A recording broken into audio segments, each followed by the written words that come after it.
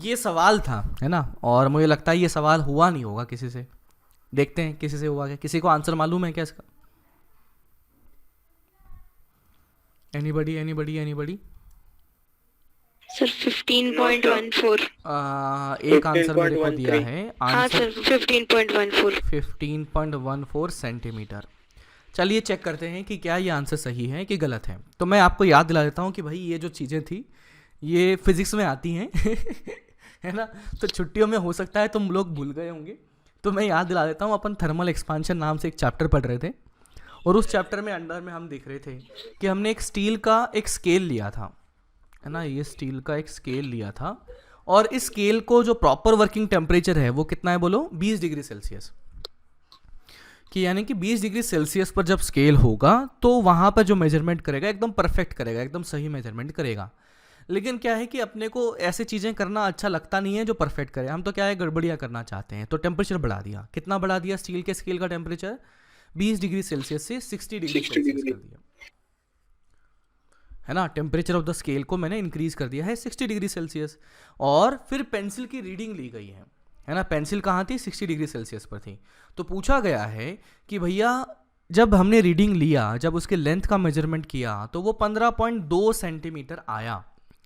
तो क्या actual length of the pencil 15.2 centimetre ही रहेगा क्या? नो नहीं सर। सर। नहीं नो रहेगा। सर।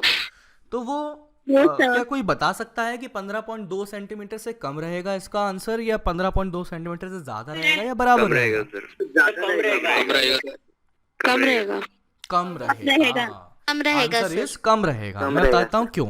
क्योंकि देख लीजिए कि मैंने ये दो मार्क कर दिए। मान लो 20 डिग्री सेल्सियस पर अगर मैं देखता हूँ 20 डिग्री सेल्सियस पर, तो इसके बीच का जो गैप था मैंने कह दिया 1 सेंटीमीटर।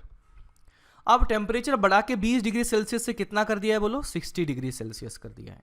तो बताइए इन दो मार्किंग के बीच का जो गैप है, इन दो मार्किंग के बीच का जो गैप है, क्या वो अब 1 सेंटीमीटर बचा है क्या बोलो? नहीं सर, नहीं बढ़ेगा। सर, वो बता रहे पर बढ़ते हैं नहीं सर वो। वो जो इसके बीच का जो गैप है वो डेफिनेटली बढ़ चुका होगा। वो जो गैप है वो बढ़ चुका होगा। तो इसका मतलब अगर हमने देखा कि यहां पर इस स्केल को जब मैंने 60 डिग्री पर कर दिया है, तो दो मार्क के बीच का गैप वो एक डिवीजन तो होगा, लेकिन उसकी लंबाई 1 सेंटीमीटर से ज्यादा रह चुकी होगी। तो जब हमने रीडिंग लिया तो 15.2 सेंटीमीटर हमें शो कर रहा है, लेकिन हमें यह भी देखना पड़ेगा कि दो डिवीजन के बीच का गैप इस बार एक्चुअली ज्यादा हो चुका है। तो एक्चुअल लेंथ जो होगी ना वो 15.2 सेंटीमीटर से ज्यादा हो चुकी होगी। समझ रहे हो क्या? क्योंकि जब कभी भी हम मेजरमेंट करते हैं हम स्केल से करते हैं, और स्केल में मेजरमेंट अगर हम करेंगे तो मैं देखता हूं कि मान लो ये रही हमारी पेंसिल। पेंसिल में मैंने यहाँ पे स्केल की मार्किंग थी। तो क्या हम यहाँ पर स्केल के से जो मेजरमेंट करते हैं क्या वो बिना मार्किंग को रीड किए कर सकते हैं क्या? नहीं सर। नहीं कर सकते। तो ये हमारी पेंसिल ऐसे पीछे थी, और यहां पर मेरे पास ये 15.2 सेंटीमीटर का मार्क इसके सामने आके खड़ा हो चुका है। इसका मतलब इस स्केल के अनुसार अगर देखा जाए तो हमारी पेंसिल की लंबाई 15.2 सेंटीमीटर है। लेकिन हमें इस बात का भी ध्यान रखना पड़ेगा कि भैया ये जो दो डिवीजन है ना, एक मिनट, कोई भी दो डिवीजन ले लो, ये जो दो डिवीजन है इनके बीच का गैप अगर पहले 1 सेंटीमीटर था, तो क्या बाद में ये वाला गैप क्या 1 सेंटीमीटर बचा है क्या? नहीं सर। नहीं नहीं बचा। सर। ये वाला जो गैप है अब वो ज्यादा हो चुका है, और वो गैप कितना ज्यादा हुआ है वो अगर मैं देखता हूं तो वो गैप हो चुका होगा, कुछ बढ़ गया होगा। तो यहां पर 15.2 सेंटीमीटर का निशान मेरे सामने आ गया। ये 15.2 सेंटीमीटर वाला निशान यहां पर सामने आ गया। तो एक्चुअली जो लंबाई रही होगी वो 15.2 सेंटीमीटर से ज्यादा रही होगी। क्यों? क्योंकि दो निशानों के बीच का जो गैप है वो बढ़ चुका है। तो मैं कहता हूं यहां पर आप देखिएगा एट 20 डिग्री सेल्सियस मैं कहता हूं कि separation between two marking of scale अगर लिखें या लेंथ ऑफ 1 डिवीजन अगर लिखें तो वो था 1 सेंटीमीटर। क्यों? क्योंकि 20 डिग्री सेल्सियस पर बिल्कुल परफेक्टली काम करता है ना स्केल। समझ रहे हो क्या? Yes, sir. मैं फिर से Yes, रिपीट sir. करता हूं, हमने स्केल Yes, लिया sir. था और 20 डिग्री सेल्सियस पर परफेक्ट काम करता है। इसका मतलब 20 डिग्री सेल्सियस पर जो उसकी लंबाई होगी, यानी कि 2 डिवीजन के बीच का जो गैप होगा, वो अगर 1 सेंटीमीटर है तो वो वैसा का वैसा ही बना रहेगा। लेकिन अब हमने क्या कर दिया कि इस टेम्परेचर को इंक्रीज कर दिया है ना। अब इसने टेम्परेचर को इंक्रीज कर दिया है, तो बताओ 20 डिग्री सेल्सियस पर एक डिवीजन की जो लंबाई थी वो कितनी थी?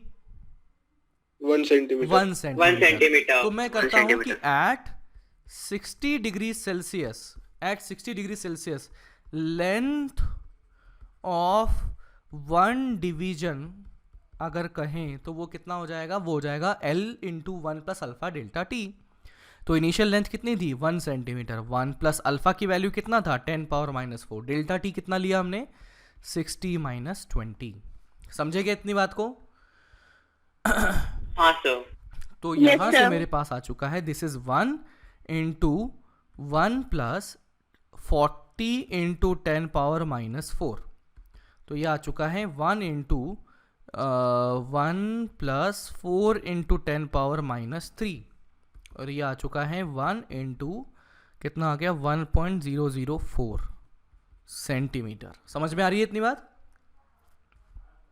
Yes, sir. तो मैं कह सकता हूं कि भैया length of 1 division of scale at 60 degree Celsius is equal to 1.004 centimetre. अब देखो खास बात, जब हमने मेजरमेंट किया तो हमारे कितने डिवीजन सामने आए? 15.2 डिवीजन। तो एक्चुअल में 15.2 डिवीजन सामने आए हैं, लेकिन हमें यह ध्यान रखना पड़ेगा कि भैया एक डिवीजन की लंबाई इस बार 1 सेंटीमीटर नहीं हुई। कितनी थी? 1.004 सेंटीमीटर। तो अगर मैं एक्चुअल लंबाई कहूं तो मैं कहता हूं तो एक्चुअल लेंथ ऑफ पेंसिल अगर कहा जाए तो वो 15.2 सेंटीमीटर नहीं है, 15.2 इंटू 1.004 सेंटीमीटर है। क्या ये बात समझ में आई? Yes, sir. Yes, sir. बाकी लोग Yes, सभी yes, लोग ये बताओ देखो, Yes, sir. तो ये कितना आ जाएगा? 15.2 इंटू 1.004 करें तो कितना आ गया? 1.004 इंटू 15.2। तो ये आ चुका है 15.2608 सेंटीमीटर। इतना बन चुका है। तो actual length of the pencil इतना बन चुका होगा। देखो समझो, किसी को कोई दिक्कत हो तो बताओ। सर ये फिर से बताना। फिर से बताते हैं। देखो इसको समझने के लिए मैं स्केल के पास आता हूँ। स्केल से लंबाई कैसे हम मेजरमेंट करते हैं? तो मैं क्या देखता हूँ कि ये ऐसे डिवीजन लगे होते हैं स्केल में ना, ये जो चौथा पांचवा है, इस तरह से डिवीजन बने होते हैं स्केल में, और वो डिवीजन के बीच के गैप को हम मेजर करते हुए जाते हैं। कि मान लो इतना गैप लिया तो कितने होगा? ये 5, 5 और 5, तो ये 15 डिवीजन हो चुके हैं ऐसे। समझ रहे हो ना? तो यहां पर अगर मान लो कुछ रबड़ रखा है या चौक रखी है तो उसकी लंबाई कितनी कहोगे? 15 डिवीजन कहोगे। तो this is basic, this is fundamental कि स्केल का इस्तेमाल ऐसे करते हैं। ऐसे ही करते ना, या किसी और तरीके से करते हैं? बोलो। नहीं सर, ऐसे ही करते हैं। ऐसे ही अभी है, सर. देखो कि हमारे स्केल दे रखा था। स्केल किससे बना हुआ है? बोलो। स्केल किस मटेरियल से बना हुआ है? स्टील से बना हुआ है. तो स्टील का अल्फा मुझे दे रखा है क्या? बोलो। Yes, sir. Yes, sir. तो 10 स्टील to का अल्फा minus मुझे 4. दे दिया है। अच्छा बताइए, स्टील का प्रॉपर वर्किंग टेम्परेचर कितना है? 20 डिग्री सेल्सियस. 20 degree Celsius. तो अभी फिर हमने क्या किया? इस स्टील के स्केल की मदद से पेंसिल की लंबाई को हमने मेजरमेंट किया है। बताइए, अभी जब हमने मेजरमेंट किया तो स्टील के स्केल की टेम्परेचर कितना था?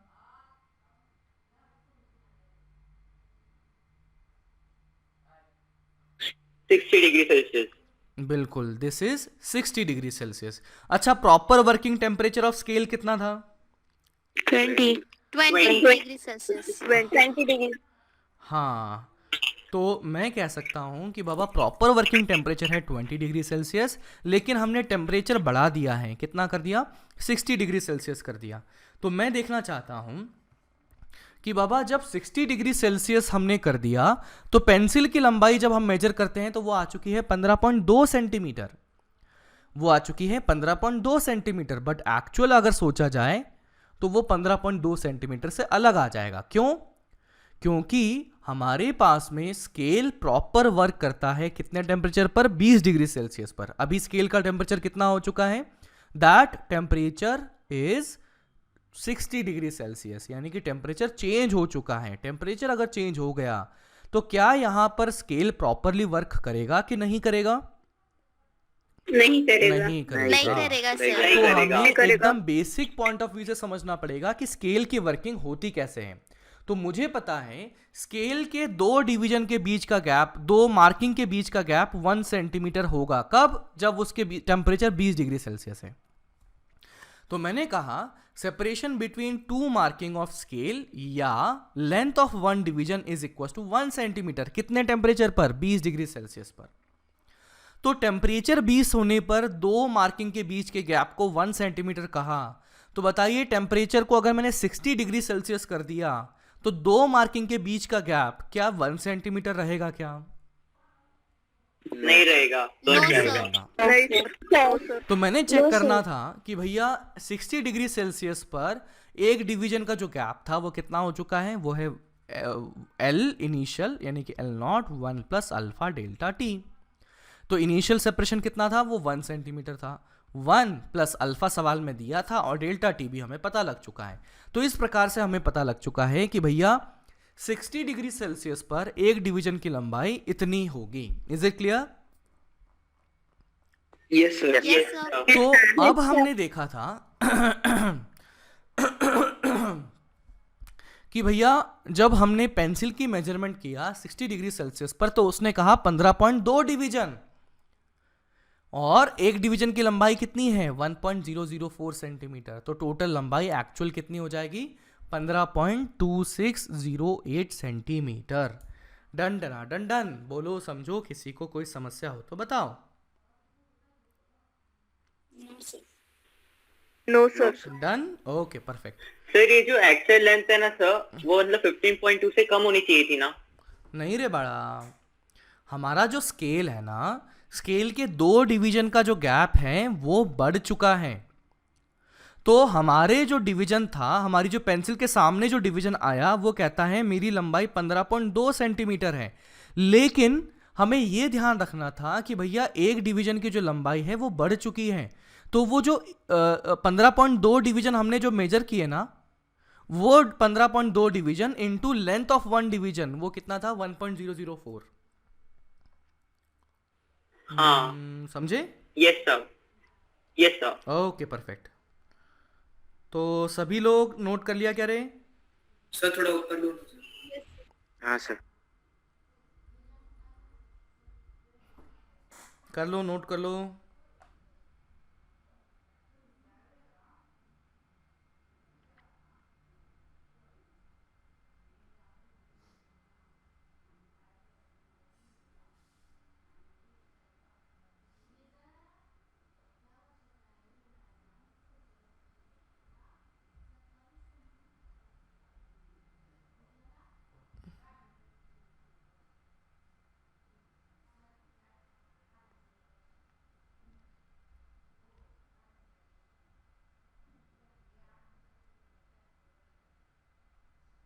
डन, आगे बढ़े। Yes sir, yes sir. हाँ सर। हाँ सर, डन सर। ओके तो चलो नेक्स्ट क्वेश्चन करते हैं और इससे और अच्छे से क्लियर हो जाएगा। ठीक है, लिखें a scale is made up of metal. A scale is made up of metal with alpha equals to 10 power minus 3 per degree Celsius, with alpha equals to sir made up of क्या है? made up of metal with alpha equals to 10 power minus 3 per degree Celsius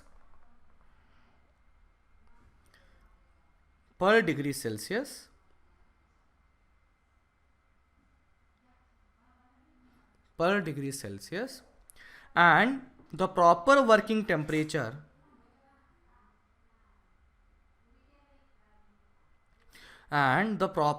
temperature of the scale is 50 degrees Celsius.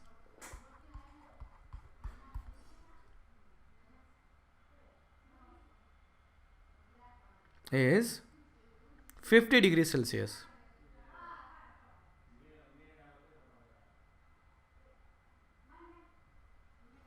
Is 50 degrees Celsius. This scale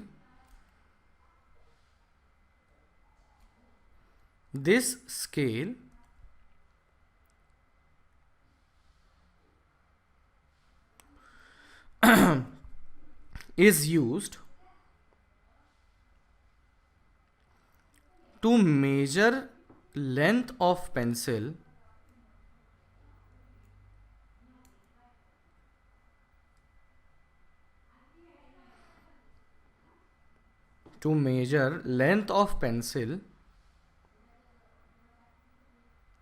at temperature 10 degrees Celsius.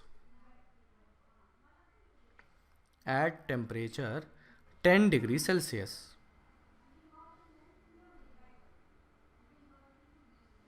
At temperature 10 degrees Celsius.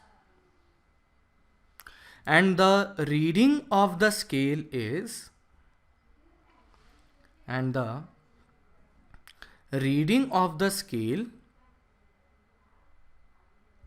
is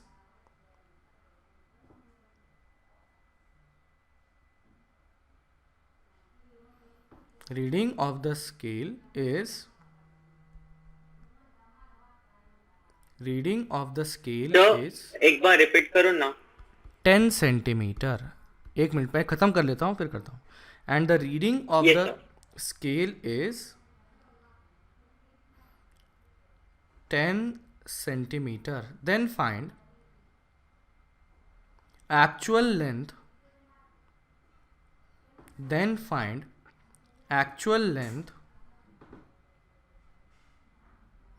of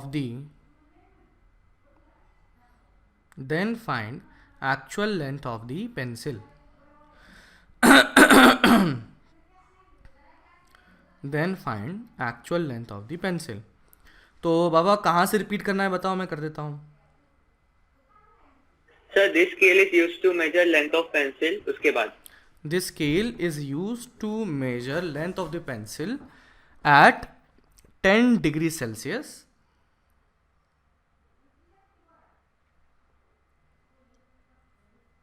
At Yes, sir. 10 degrees Celsius, and the reading is 10 centimeter. And the reading is 10 centimeter. Then find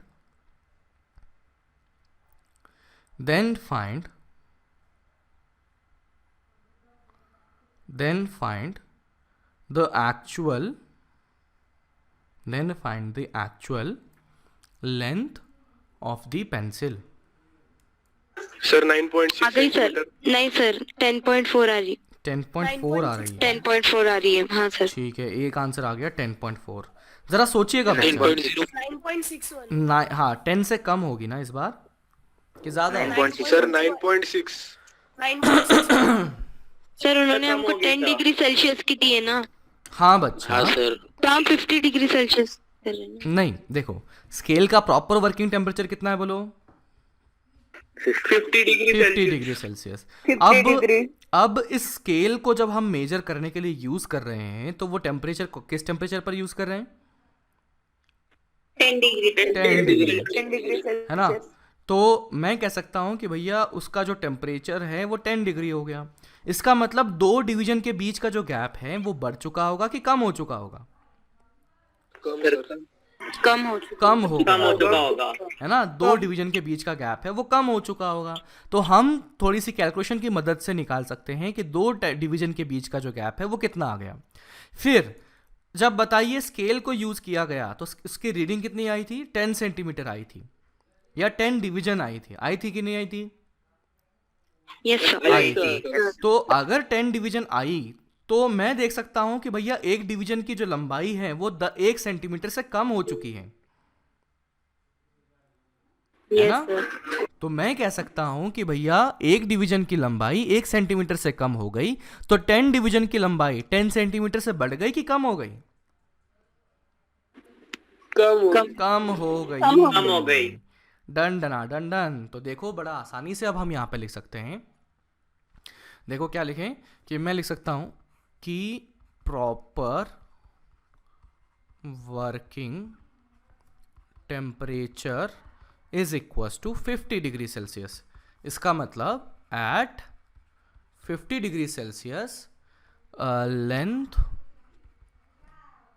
of one division is equal to 1 centimetre. ठीक है ना, सही है यहाँ तक। तो फिर मैं क्या करता हूं कि एट 10 डिग्री सेल्सियस बात की जाए तो मैं देख सकता हूं कि भैया टेम्परेचर इस बार बढ़ा दिया कि कम कर दिया? कम कर दिया। कम कर दिया। तो यहाँ पर डेल्टा टी Contact होगा। पॉजिटिव होगा कि नेगेटिव होगा? नेगेटिव। नेगेटिव होगा। तो यहाँ पर मैं लिखता हूँ कि जो फाइनल लेंथ लिखा जाएगा, separation length of one division is equal to L, यानी कि 1 इंटू 1 प्लस अल्फा की वैल्यू कितना है 10 पावर -3 और डेल्टा टी कितना लिखें, that would B final temperature कितना है 10 माइनस इनिशियल कितना है 50। तो ये आ चुका है 1 प्लस के साथ में 10 पावर -3 इंटू -40। समझ रहे हो क्या बात?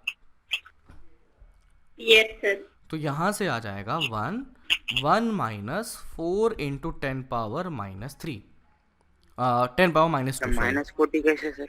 अरे 10 माइनस 50 बचपन से -40 ही आता रे बड़ा।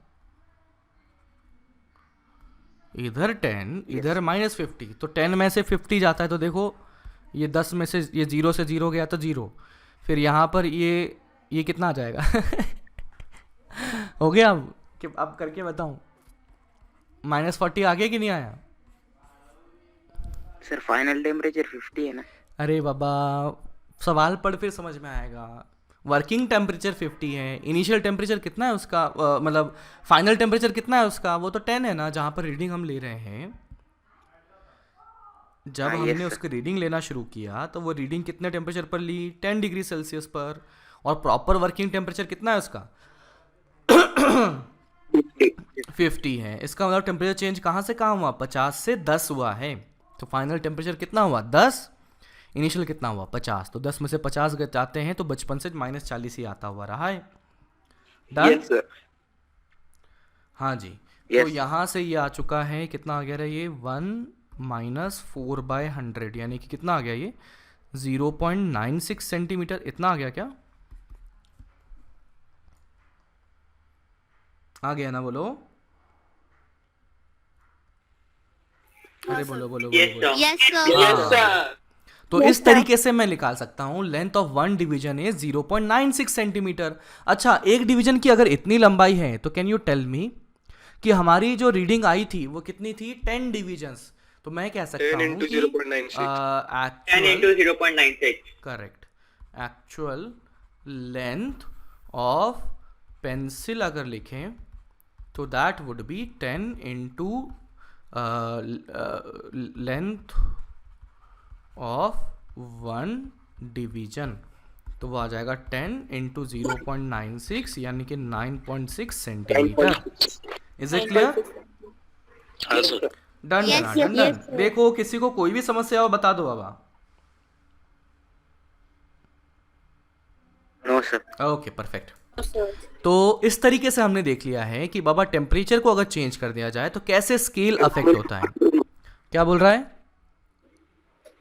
ऊपर करो ना, मैंने लिखा नहीं था। हाँ जो लिख लो। बस यहाँ से यहाँ। तो इस सवालों से हमें समझ में आ गया कि बाबा जब टेम्परेचर को चेंज कर दिया जाए तो कैसे स्केल की लंबाई वगैरह अफेक्ट होती है। Okay yes sir. Okay perfect. तो चलो आगे बढ़ते हैं, इसको नोट कर लो।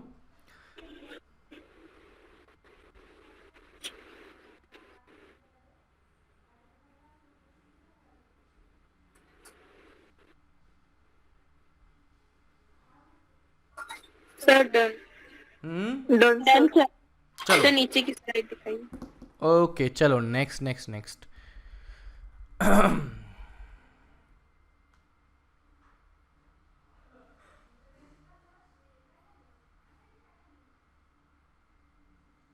Done sir. हाँ तो देखो अभी तक हमने देखा था कॉफिशिएंट ऑफ लीनियर एक्सपांशन की बात करी थी। हमने क्या बात करी थी कि टेम्परेचर अगर बढ़ा दिया जाए तो कैसे लंबाई में चेंजेस होंगे। फिर साथ ही साथ हम आगे और देखते हैं, अगला देखते हैं सेकंड। हमने अभी तक लीनियर एक्सपांशन की बात करी थी, अब बात करेंगे सुपरफिशियल एक्सपांशन, या इसको कहते हैं एरियल एक्सपांशन भी कहा जाता है। एक्सपांशन भी इसको कहा जाता है कि भैया क्या हो, सुपरफिशियल मतलब सरफेस में एक्सपांशन हो रहा है, एरियल मतलब एरिया में एक्सपांशन अगर हो रहा है तो वो किस तरह से लिखा जाएगा, ये चीज़ें हम देखना चाहते हैं। तो देखो मान लो मैंने एक इस तरीके से एक रेक्टेंगल ले लिया है, ठीक है। इस रेक्टेंगल की लंबाई कुछ थी, ये लंबाई मैंने कुछ कह दी a, ये लंबाई मैंने कह दी है b, और इस लंबाई के लिए जो कॉफिशिएंट ऑफ लीनियर तो वो एरियल एक्सपेंशन का आपने क्या बोला अभी? एरियल एक्सपांशन मतलब क्या बोला, मतलब अरे एरिया का जो एक्सपांशन होगा उसके एरिया में एक्सपांशन। और ये है कॉफिशिएंट ऑफ लीनियर एक्सपांशन, मैंने आपको दे दिया यहाँ पर है अल्फा 2। तो सबसे पहले तो बताइए कि initial area of this plate क्या लिखा जाएगा। Initial area of this plate कितना लिखा जाएगा, that would B length into width, यानी कि a into b। Now after change in temperature delta T, हमने टेम्परेचर बढ़ा दिया, तो मैं अगर फाइनल एरिया लिखना चाहूं तो वो कितना हो जाएगा, a into 1 plus alpha 1 into delta T, और दूसरी लंबाई कितनी हो गई बोलो, b 1 plus alpha 2 into delta T. Plus alpha 2 delta T. समझे ना पक्का? Yes sir. हाँ सर। तो अभी ब्रैकेट को खोल देते हैं। तो देखो a और b तो साथ में मैंने लिख दिया, तो ये a इंटू b मैंने यहाँ लिख दिया। फिर इसको मैंने कर दिया, ये 1 इंटू दिस 1, तो ये 1 आ गया, प्लस ये 1 इंटू ये अल्फा 2 डेल्टा टी एक साथ आ गया, प्लस ये अल्फा 1 डेल्टा टी इंटू 1 ये एक साथ आ गया, प्लस अब ये फाइनल चौथी टर्म क्या लिखूं बोलो,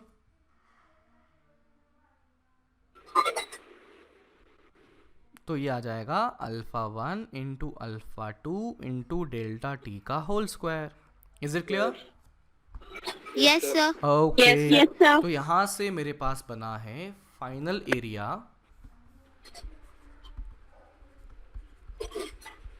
is equal to a into B 1 plus alpha 1 plus alpha 2 into delta T, plus दूसरा आ चुका है alpha 1 into alpha 2 into delta T का होल स्क्वायर। इतना बन चुका है, ठीक है ना। अब जरा सोचो, यस सर। जरा एक बार बताओ कि भैया अल्फा 1 की जो वैल्यू थी वो 10 पावर कितनी थी, 10 पावर -3, 10 पावर -4 इस तरह से थी ना अल्फा 1 की वैल्यू।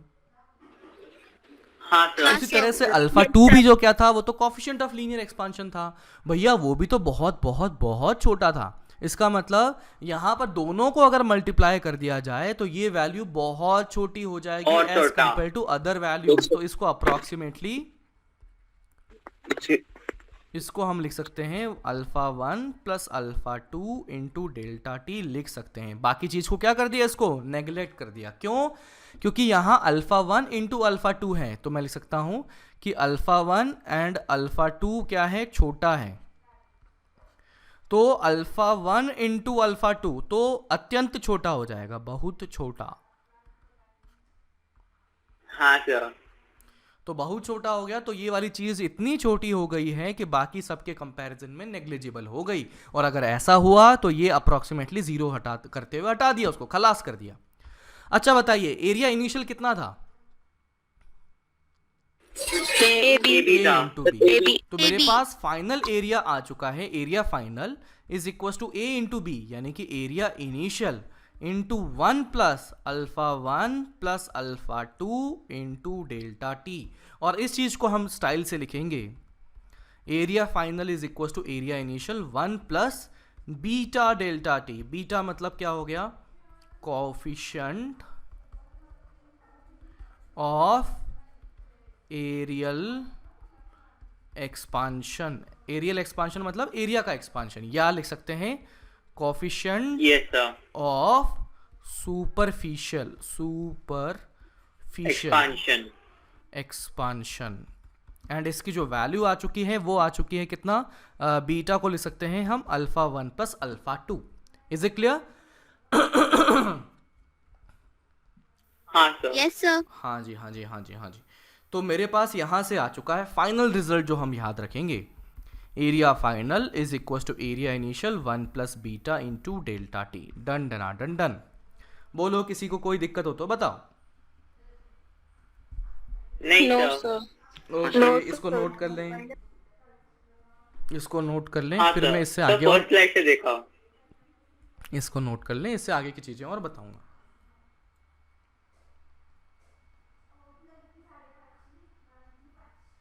टेम्परेचर बढ़ने से एरिया भी बढ़ जाता है क्या? टेम्परेचर बढ़ने से लंबाई भी बढ़ती है, एरिया भी बढ़ जाता है और वॉल्यूम भी बढ़ जाता है, सब कुछ बढ़ जाता है बाबा।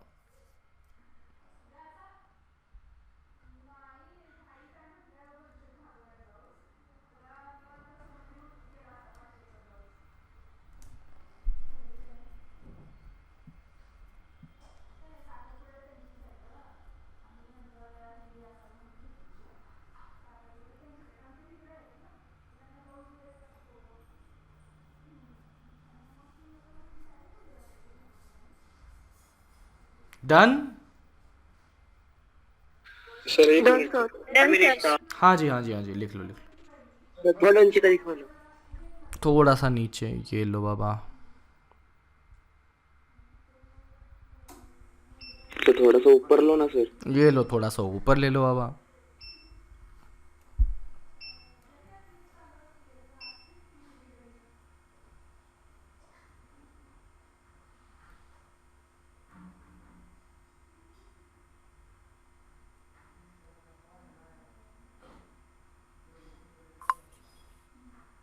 Done? Yes sir. Yes sir. Okay. Okay. No sir, wait sir. हाँ जी, लिख लो लिख लो लिख लो लिख लो।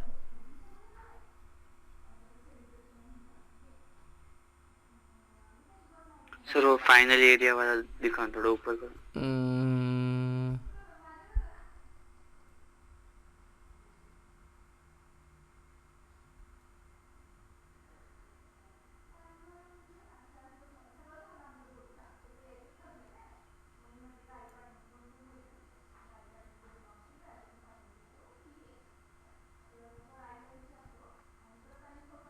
Done sir. Okay, done sir. Perfect. तो चलो चलो आगे बढ़ते हैं। तो यहाँ से हम कंक्लूड कर सकते हैं कि भैया beta is equal to alpha 1 plus alpha 2। अब मेरा सवाल आपसे ये है कि भैया ये जो अल्फा 1 था और ये अल्फा 2 था वो क्या था? सर वो लेंथ और ब्रेड्थ के कोएफिशिएंट्स। हाँ कोएफिशिएंट्स थे sir. Coefficient of linear expansion थे, लीनियर है एक्सपांशन। ना। अल्फा 1 और अल्फा 2 क्या था? That is coefficient of linear expansion. अच्छा, तो क्या एक ही चीज के दो कोफिशिएंट ऑफ लीनियर एक्सपांशन हो सकते हैं क्या? नहीं सर। नहीं सर। जी, हो सकते हैं। जी हो सकते हैं। और मैं आपको बता दूं कि ऐसे कुछ ऑब्जेक्ट्स होते हैं जिनका जो मोशन है वो अलग अलग तरीके से अलग अलग होता है। जैसे मैं बता देता हूं आपको, ऐसे isotropic bodies,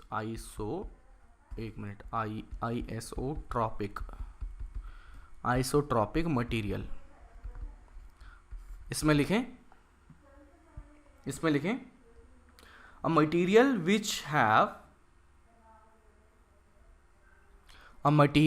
which have same physical properties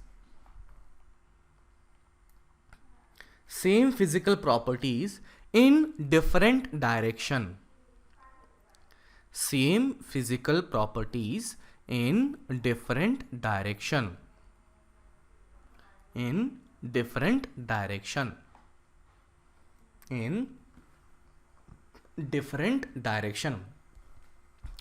for example मैं देखता हूं कि यार हमारे पास में कोई ऐसा मटेरियल ले लिया जिसकी, मान लेते हैं ये एक ऐसा मटेरियल है, ये मटेरियल बना हुआ है। इस मटेरियल में देखता हूं एक डायरेक्शन ये बनी है, एक ये ऐसी बनी है और एक ये अंदर जाते हुए बनी। तो मैंने देखा कि अगर सभी डायरेक्शन में सारी प्रॉपर्टी सेम रही है तो मैं कह सकता हूं कि वो मटेरियल कौन सा होगा, आइसोट्रॉपिक की एन आइसोट्रॉपिक? आइसोट्रॉपिक। तो मैं लिख सकता हूं फॉर आइसोट्रॉपिक मटेरियल सारी चीजें, सारी प्रॉपर्टी सेम रहेंगी सभी डायरेक्शन में, तो मैं कह सकता हूं कि भैया अल्फा 1 बराबर अल्फा 2 रहेगा, दोनों अलग अलग नहीं रहेंगे, है ना। चाहे आप इस डायरेक्शन में जाएं चाहे आप इस डायरेक्शन में जाएं, अल्फा की वैल्यू सेम ही बनने वाली है। ओके, और साथ ही साथ अगर मैं बीटा की वैल्यू लिखूं तो वो क्या हो जाएगा, अल्फा 1 प्लस अल्फा 2, और वो कितना हो जाएगा, 2 टाइम्स अल्फा बन जाएगा, या 2 टाइम्स अल्फा 1 लिख लो या 2 टाइम्स अल्फा 2 लिख लो। समझ में आ रही है ये बात? क्योंकि दोनों बराबर ही है ना। तो इस तरह से हमने लिख दिया। डन डन डन, बोलो यहां तक लिख लिया? ओके, तो हमने यहां पर देख लिया है कौन सा मटेरियल, सुपरफिशियल एक्सपांशन भी देख लिया है। तीसरा बचता है हमारे पास वॉल्यूमेट्रिक एक्सपांशन।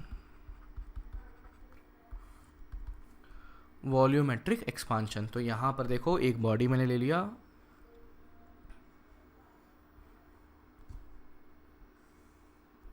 अब इसका डेरिवेशन तुम करोगे यार, मुझे नहीं आता।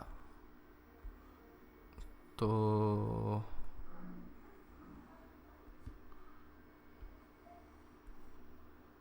अरे बाप रे, एक मिनट। सर आप ऐसे क्यों बनाते सर, पहले 2 स्क्वायर बना लो सर। हाँ अरे इस बार गलत बन गया, अरे 2 स्क्वायर से ही बनाता हूँ, इस बार थोड़ा डिफरेंट करने की कोशिश में गड़बड़ हो गई। तो हाँ सर, यहाँ पर मैंने इस लंबाई को A कह दिया, इस लंबाई को मैंने B कह दिया, और इस लंबाई को मैंने C कह दिया। अब ये तीनों अलग अलग लंबाई हैं, तो मेरे पास बताइए इनिशियल वॉल्यूम कितना लिखा जाएगा, इनिशियल वॉल्यूम बताइए कितना लिखें, A इंटू बी इंटू सी। अच्छा ठीक है, अभी मैं A को कहता हूँ कि बाबा यहाँ पर जो कॉफिशिएंट ऑफ लीनियर एक्सपांशन है वो है अल्फा 1, यहाँ पर कॉफिशिएंट ऑफ लीनियर एक्सपांशन है अल्फा 2, और यहाँ पर है coefficient of linear expansion alpha 3।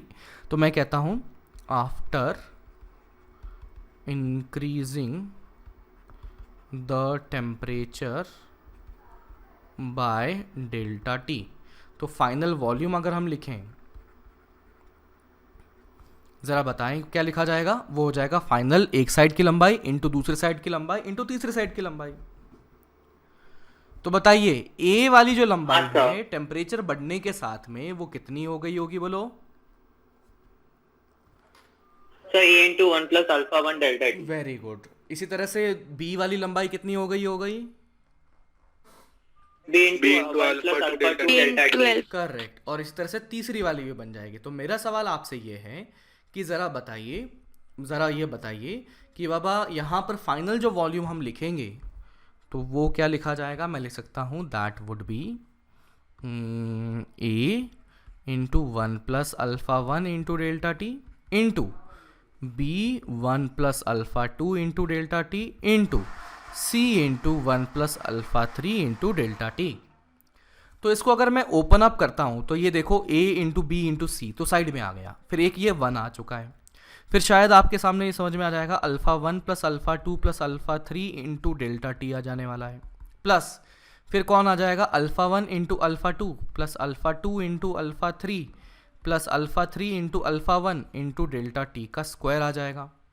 फिर फाइनली आ जाएगा अल्फ़ा 1 अल्फ़ा 2 अल्फ़ा 3 तीनों का इंटू डेल्टा टी का multiplication। क्यूब आ जाएगा। समझ में आया इतनी बात? Yes sir. तो हमें हाँ, पता सर। है कि भैया अल्फ़ा 1 छोटा होता है कि बड़ा?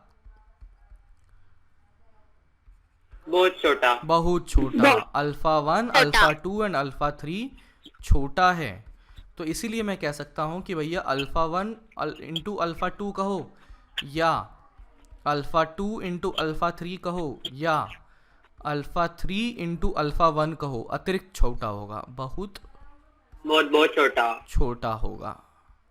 और इसी तरह से also alpha 1 into alpha 2 into alpha वो तो 3 और छोटा होगा। ये बहुत बहुत छोटा होगा, बहुत बहुत छोटा होगा। छोटा होगा। तो इसका मतलब अप्रोक्सीमेशन अगर मैं यहाँ से लिखता हूँ तो आप तुम ही बता दो बाबा क्या लिखें? क्या जाएगा a into initial volume sir ABC 1 plus alpha 1 plus alpha 1 plus alpha 2 plus alpha 3 into delta T. Very good.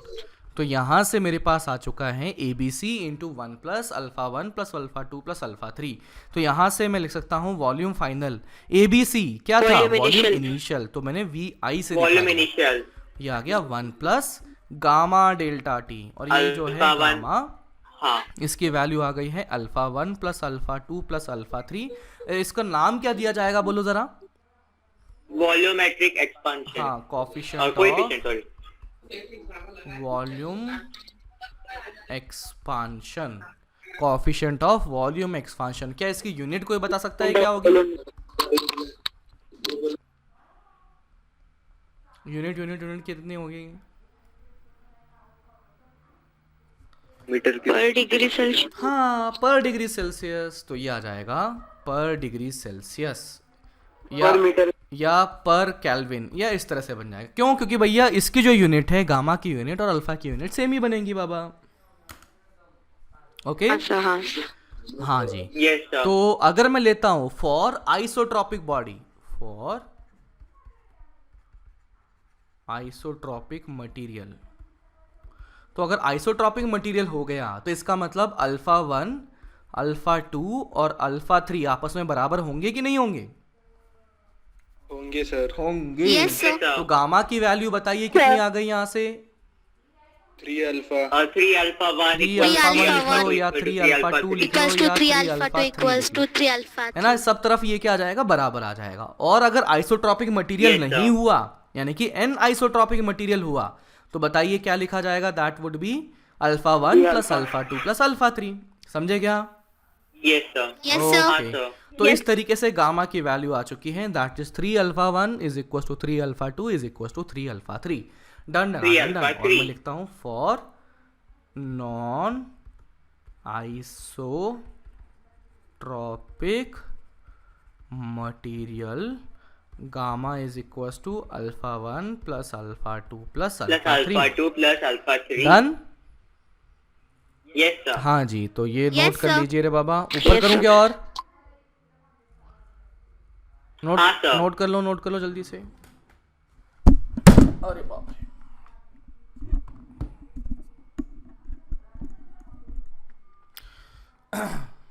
Sir next वाली स्लाइड। Next slide. सर एक मिनट रुको ना। बच्चा 1 मिनट रुक गए। सर वो थोड़ा ऊपर लो ना। और ऊपर लो, तो ये लो।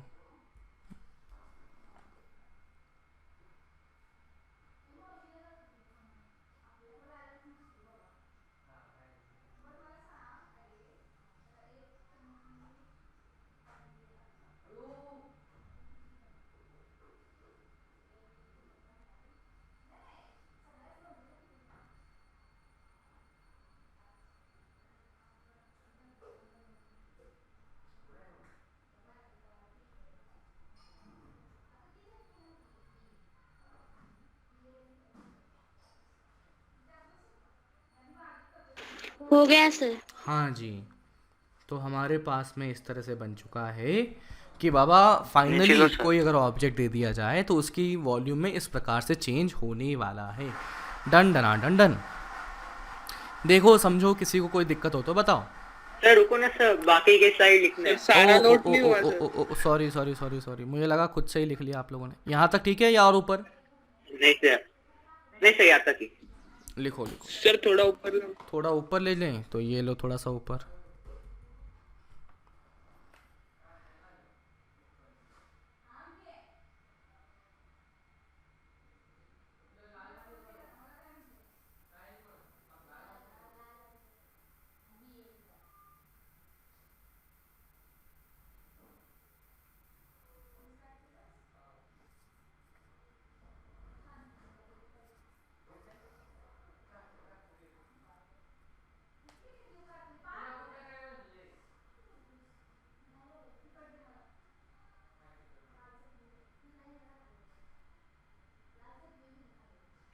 Done sir. हाँ जी, तो ये लो आगे लेते हैं।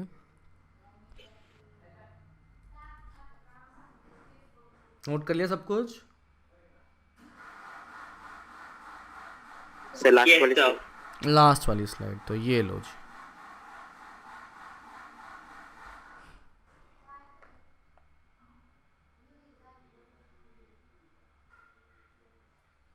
सर फिर सारे मेजरमेंट्स गलत होते हैं क्या?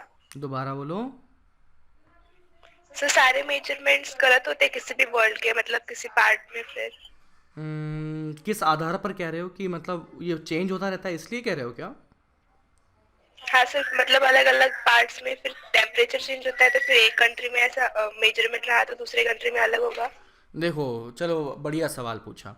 जब कभी भी तुम देखना, सर बहुत कम होता है ना। हाँ अभी बताता हूँ। जब कभी अभी तुम ऑयल की थैली लेके आते हो ना, खाने का जो एडिबल ऑयल होता है उसकी थैली वगैरह लेके आते हो क्या कभी? हाँ सर। उसमें हाँ सर। उसमें जब आप मेजरमेंट करोगे ना तो उसमें आप देखना ध्यान से, तो उसमें लिखा होता है कि 1 litre at 25 degree Celsius at the time of packing, है ना? ऐसा लिखा हाँ होता है, सर, है ना? वो लिखा हो रहता है कीप ऑन ड्राई प्लेसेस। हाँ, तो वो कीप इन ड्राई प्लेस वगैरह भी लिखा होता है। तो वहाँ पर ये 25 डिग्री सेल्सियस लिखने का क्या मतलब है? क्योंकि बाबा 25 डिग्री सेल्सियस पर जितना वॉल्यूम है, अगर मान लो उस थैली को मैं लेके जाता हूँ मान लो 70 डिग्री सेल्सियस पर, तो वो वॉल्यूम चेंज हो जाएगा, बढ़ जाएगा। बढ़ जाएगा। हाँ सर। तो इसीलिए जब भी मेजरमेंट हमें करने होते हैं ना, तो वो बताना पड़ेगा कि बाबा कि किस टेम्परेचर उसकी बात हो रही है, कि मतलब इसकी किसकी बात हो रही है, समझ रहे हो? कि लाइक किस टेम्परेचर पे बात की जा रही है, कि 25 Yes, degree sir. Celsius, 30 degree Celsius. तो जब कभी भी मेजरमेंट करेंगे ना अपन, तो अपने पास में मतलब अगर जो कुछ भी मेजरमेंट अगर करे होंगे, जैसे कहीं किताब में लिखा हुआ होगा कि यार 1 लीटर 2 लीटर या 3 लीटर, या कहीं पे दुकान पे लिखा होगा, तो वहाँ पर चाहे घी लो आप, चाहे तेल लो, चाहे कुछ भी ले लो, उसमें साथ में जब मेजरमेंट किया उसका टेम्परेचर भी लिखा जाता है कि यार इतने टेम्परेचर पर हमने इसका मेजरमेंट किया था, तब जाके वो 1 लीटर था। टेम्परेचर चेंज कर दोगे तो उसकी जो वैल्यू है वो भी चेंज हो जाएगी, उसके जो वॉल्यूम है वो भी चेंज सर हो बहुत जाएगा। कम चेंज आएगा ना, लेकिन बहुत छोटा होगा, लेकिन चेंज तो चेंज है ना बाबा। ऐसे तो फिर अपन नेग्लेक्ट कर देंगे तो कुछ भी चेंज नहीं दिखेगा। हाँ। समझ रहे हो ना? यस सर फिर फिक्स नहीं रह सकते क्या सर कभी वो? फिक्स क्या रे? समझो किसी चीज की लेंथ वर्ल्ड वाइड फिक्स नहीं रह सकती? उसके लिए हमें एक मटेरियल नहीं, उसमें कई सारे मटेरियल की ज़रूरत पड़ेगी। मतलब एक मटेरियल नहीं, इसके अलावा कई सारे मटेरियल की ज़रूरत पड़ेगी। ये थोड़ा कॉम्प्लिकेटेड हो जाएगा।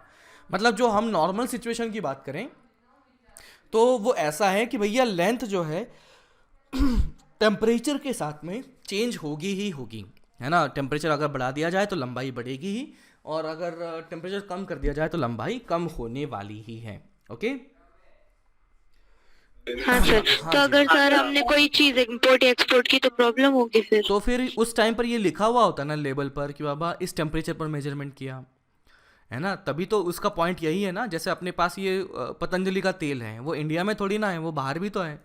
तो अभी जैसे कल मेरे एक दोस्त से बात हो रही थी, वो उधर है, कहाँ पर, डेनमार्क में है। तो वो कह रहा था कि मैंने पूछा कि भाई मिठाई विठाई बनाई कि नहीं बनाई, तो बोलता है हाँ यार पतंजलि का सब मिल जाता है। तो अब वो पतंजलि के जो मार्किंग उसमें कर रखी होगी, तो भाई उस पर लिखा हुआ होगा ना कि उसने कि इतने टेम्परेचर पर 1 लीटर था वो, 1 लीटर कितने टेम्परेचर पर था? 25 डिग्री सेल्सियस पर। अब मान लो उसने परचेज किया उसे, मान लो उसने उसके परचेज किया 0 डिग्री सेल्सियस पर, तो 0 डिग्री सेल्सियस पर परचेज किया तो वो वॉल्यूम क्या 1 लीटर बना रहेगा क्या?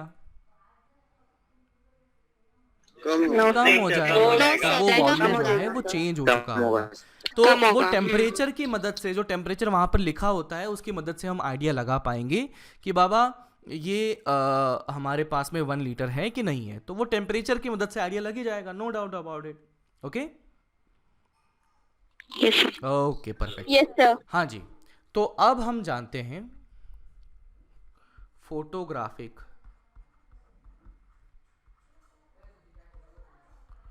एक्सपांशन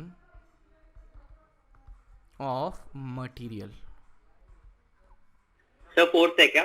नहीं नहीं नहीं नहीं, ये जो एक्सपांशन है ना उसी को समझने का तरीका है। तो देखो यार, यहाँ पर मैंने मान लो Yes, sir. ये एक सुंदर सा चेहरा मैंने यहाँ बना दिया, ऐसे इसके बाल वाल मस्त एकदम से चके हुए हैं ऐसे, है ना, ये इस तरह से ये कोई है ना, लेट से कोई है। तो अगर आपने फोटो वोटो तो खींचते ही होंगे ना, सेल्फी वेल्फी और खूब सारी चीजें करते होंगे ना ये सब काम, हाँ सर। है ना। तो अब हाँ, जब सर। करते हो तो कभी उस पर स्क्रीन पर डबल टैप कर देते हो तो क्या हो जाता है कि जैसे मान लो नाक पर मैंने डबल टैप कर दिया तो नाक बड़ी होके दिख जाती है ना, दिखती कि नहीं दिखती? Yes sir. तो मेरा सवाल आपसे ये है कि जैसे ही मैंने नाक पर डबल टैप किया तो नाक बड़ी हो गई, तो मेरा सवाल ये है कि भैया क्या आंख भी बड़ी हुई होगी या आंख उतनी की उतनी ही रही? सर बड़ी हुई। आंख भी बड़ी हुई होगी, समझ रहे हो ना कि यार मैंने क्या कर लिया ना, ऐसे ये जो फोन पर पिंच करके जूम करते हैं, ऐसे 2 उंगलियों से पकड़ के जूम करते हैं, तो मैंने नाक पर पकड़ के इसको जूम कर दिया। तो मेरा सवाल ये है कि भैया जो इसकी आंख थी, आईज थी, क्या वो भी, क्या उसका साइज भी बड़ा हुआ हाँ, होगा सर। कि नहीं बड़ा सब होगा? कुछ सर कोई हाँ, फैक्टर सर, से बड़ा मल्टीप्लाई होगा, हो जाएगा। सर। बड़ा होगा। इनफैक्ट मैं ये भी कह सकता हूं कि भैया जिस रेशियो से ये जो नाक की साइज को बड़ा किया है, मैंने मान लो नाक की साइज पहले 1 सेंटीमीटर थी, मैंने जूम करके उसको 5 सेंटीमीटर का दिखा दिया, तो ये 5 टाइम्स इसका साइज हो चुका है, 5 टाइम्स नाक का साइज हुआ है। तो आंख का साइज भी बताओ 5 टाइम्स होगा कि नहीं होगा? Yes sir. हो जाएगा। होगा सर। आंख का साइज भी 5 टाइम्स हो जाएगा। तो जिस तरीके से हम फोटो को जूम करते हैं, जिस तरीके से हम फोटो को जूम करते हैं कि भैया एक चीज को जूम किया तो ऑटोमेटिकली दूसरी चीज भी जूम हो जाएगी, उसी प्रकार से हमारा जो थर्मल एक्सपांशन भी है वो सेम बिहेवियर दिखाता है। वो क्या कहता है कि भैया मान लो ये कोई ऐसे कोई सरफेस थी, सरफेस में चाहे मैंने ये पॉइंट ए लिया, ये चाहे पॉइंट बी लिया, तो इसके बीच की लंबाई मान लो मैंने दुगनी कर दी है ये टेम्परेचर बढ़ाने के बाद में, तो मैं कर लेता हूं कि बी और एक सी पॉइंट, तो इनके बीच की लंबाई भी टेम्परेचर बढ़ने के साथ में डबल हो टाइम्स हो चुकी जाएगी। होगी। समझ रहे हो क्या बात? यस हाँ, सर। सर। Yes, sir. जिस तरीके से हम अपने फोन में जूम करते हैं कि बाबा अपने हाथ को मैंने डबल साइज का कर दिया तो मेरी आंख, नाक, कान सब डबल साइज के दिखने लग जाएंगे। तो उसी प्रकार से हमारी जो बॉडी है, बॉडी में अगर थर्मल एक्सपांशन हो रहा है तो 2 पॉइंट के बीच की लंबाई अगर बढ़ गई है तो दूसरे 2 पॉइंट के बीच की लंबाई भी उसी रेशियो में बढ़ जाएगी, और इस सिनेरियो को कहा जाता है फोटोग्राफिक एक्सपांशन ऑफ मटेरियल। तो लिख सकते हैं thermal expansion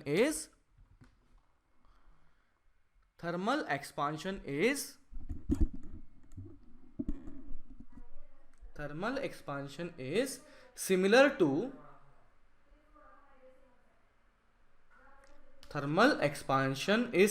to photographic expansion।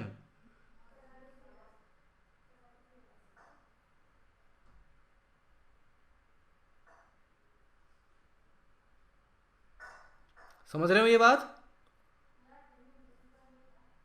हाँ सर। हाँ, सर। ओके बच्चा। Yes, sir. तो चलो बच्चा लोग एक काम करते हैं, अभी इतना ही, इससे आगे की बात अपन कल करेंगे। कोई डाउट हो आज के लेक्चर में बताओ?